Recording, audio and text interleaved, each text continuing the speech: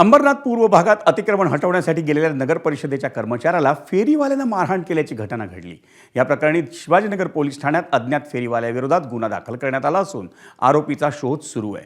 वाहतूक कोंडी सोडवण्यासाठी आणि अतिक्रमण हटवण्यासाठी नगर परिषदेचं पथक कारवाई करत असताना एका फळ विक्रेत्यानं कर्मचाऱ्याशी वाद घातला, तसंच त्यानं त्या कर्मचाऱ्याला धक्काबुक्की आणि मारहाण केल्याचाही आरोप आहे। या घटनेमुळे नगर परिषदेच्या कर्मचाऱ्यांच्या सुरक्षेचा प्रश्न हा ऐरणीवर आलाय।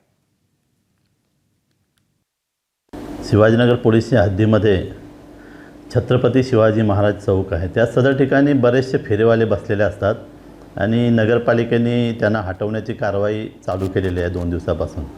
तर काल त्यांच्यामध्ये त्या फेरीवाल्यांना हटवत असताना काहीतरी वाद झालेला होता।